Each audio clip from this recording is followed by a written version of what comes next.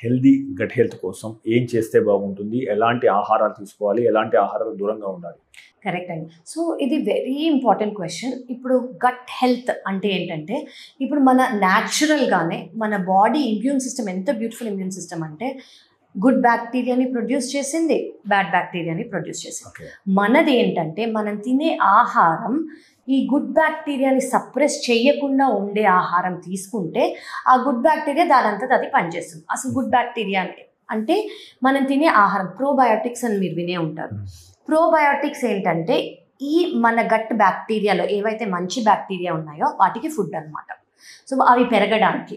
So ఆ bacteria ఏం చేస్తున్నాయి, మన గట్ హెల్త్ని, మన స్టమక్ హెల్త్ని, మన డైజెస్టివ్ హెల్త్ని మంచిగా మెయింటైన్ చేస్తున్నాయి.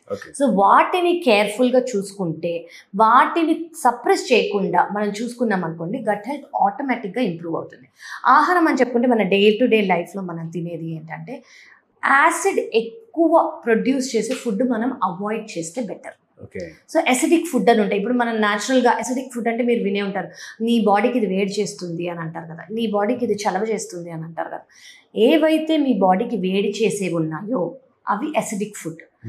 యాసిడ్ ఎక్కువ ప్రొడ్యూస్ చేస్తుంది అన్నమాట. దానివల్ల మన బ్యాక్టీరియాని డైరెక్ట్గా ఎఫెక్ట్ చేస్తాయి.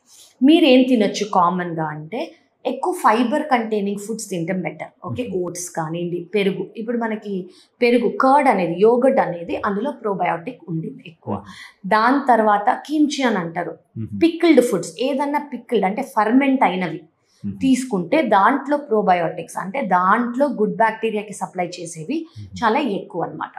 What I would ask you to do is, ఇప్పుడు మీరు సూపర్ మార్కెట్కి వెళ్ళి కొంటారు. సూపర్ మార్కెట్కి వెళ్ళి చాలామంది షుగర్ ఫ్రీ అని రాస్తారు, గ్లూటెన్ ఫ్రీ అని రాస్తారు, ఎక్సెట్రా ఎక్సెట్రా ఎక్సెట్రా, ఏ ప్రిజర్వేటివ్స్ లేవని.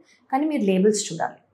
లేబుల్స్ పైన రాసేది వేరు, లేబుల్స్లో ఉండేది వేరు. లేబుల్స్లో మీరు చూడాల్సింది ఏంటంటే, ఫ్రక్టోస్ కార్న్ సిరప్ ఉందా, ఓకే, ఎక్కువ సాల్ట్ ఉందా, ఓకే, అండ్ ఇట్లా చాలా ఉంటాయి అన్నమాట. సో ఇవి లేకుండా ఉన్నవి మనం తీసుకుంటే చాలా బెటర్. సెకండ్ థింగ్ ఏంటంటే, రీయూజ్డ్ ఆయిల్. ఇప్పుడు బయట తింటున్నారు అనుకోండి, అట్ కుడ్ బి ఎనీథింగ్. అప్పుడప్పుడు వన్స్ ఇన్ వైల్ అందరు తినచ్చు, I will not say don't eat. కానీ రీయూజ్డ్ ఆయిల్ వల్ల సాచురేటెడ్ ఫ్యాట్స్ అనేది ఎక్కువైతే మళ్ళీ అది మంచిది కాదు. సో మీరు తినేది ఓకే, మీకు ఏదైతే హోటల్కి వెళ్ళి తిందాం అనుకుంటున్నారో, ఓకే, వీళ్ళు కొంచెం హైజీనిక్గా చేస్తున్నారు, వీళ్ళు కొంచెం రీయూజ్డ్ ఆయిల్స్ తక్కువ యూజ్ చేస్తారు, ఫాస్ట్ మూవింగ్ ప్లేసెస్ అనుకోండి, I don't think they'll use reused oils a lot. They'll keep using better. So అట్లాంటి ప్లేసెస్కి వెళ్తే ఇంకా బెటర్. సో మన దాంట్లోనే చూసుకుంటే dosa, it's fermented food, you can take that. Idli, it's fermented food. So ఇవన్నీ they are very good for health.